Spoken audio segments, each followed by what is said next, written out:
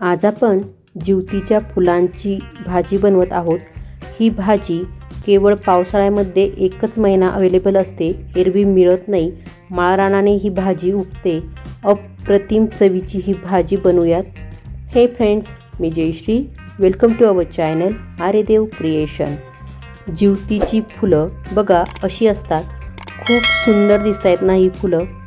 ही फुलं माळरानाने मिळतात आणि पावसाळ्यामध्ये केवळ एकच महिना ही फुलं मिळतात, नंतर ही फुलं येत नाहीत। श्रावण महिन्यामध्ये विशेषतः ही फुलं मिळतात। तर आपण ही फुलं आता साफ करून घेऊयात। फक्त देठाचा भाग वेगळा करायचा आहे आणि एखादं फूल जर खराब असेल त्यामध्ये तर ते वेगळं करून टाकायचं आहे। फुलं आपण आता साफ करून घेतलीत, स्वच्छ पाण्याने धुवून घ्यायची आहेत। आता करूयात आपण कढईमध्ये या फुलांची भाजी। त्यासाठी मी कढईमध्ये 1 चम्मच तेल घातलंय आणि अर्धा चम्मच जिरे, 5 ते 6 लसूण पाकळ्या खोडून घातल्यात आणि एक मोठ्या साईजचा कांदा कट करून घातलाय। कांदा थोडा जास्त लागतो या भाजीला, खूप छान चव लागते कांद्यामुळे या भाजीची। तर कांदा आपल्याला हलकासा ट्रान्सपरंट होईपर्यंत तळून घ्यायचा आहे, म्हणजे गोल्डन होईपर्यंत आपल्याला हा कांदा तळायचा आहे।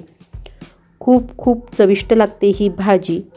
तर जरूर बनवा जर तुम्हाला फुलं मिळाली तर।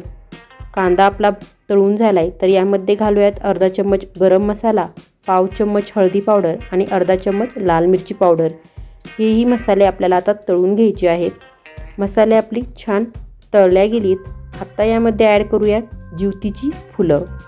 ॲड करून परतून घ्यायची आहे भाजी। जिवतीची फुलं किंवा आमच्याकडे या फुलांना जटुलीची फुलं म्हणतात, काही ठिकाणी दुर्डीची फुलंसुद्धा म्हणतात, वेगळी नावं असतील। पण रानवेली आहे ही आणि केवळ माळरानानेच ही फुलं मिळतात।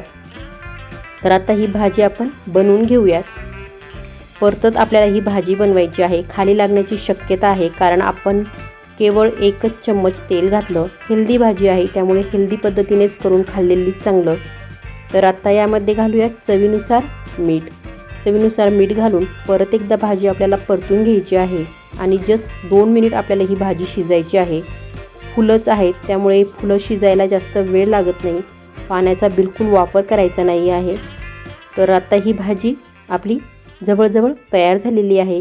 या भाजीची चव कशी लागते, अगदी जर तुम्ही अंडा खात असेल तर अंड्याची चटणी जशी लागते त्यापेक्षा दुप्पट चवीची ही भाजी आहे। फुलं मिळाली तर जरूर बनवा आणि कमेंट बॉक्समध्ये तुम्हाला व्हिडिओ कसा वाटला ते कळवत चला। चॅनलला सबस्क्राईब केलं नसेल तर चॅनलला सबस्क्राईबही करा, अशाच नवीन आणि पारंपरिक रेसिपीजसाठी। आता या जिवतीच्या फुलांच्या भाजीची करूयात आपण प्लेटिंग। त्यासाठी मी ते पळसाचं पान घेतलंय आणि त्या पानावरती ज्वारीची भाकरी घेऊयात आणि त्या भाकरीवरती ही भाजी घालून घेऊयात। खूप सुंदर कॉम्बिनेशन आहे भाकरीसोबत या जिवतीच्या फुलांच्या भाजीचं। नक्की बनवा। परत भेटूयात, काळजी घ्या।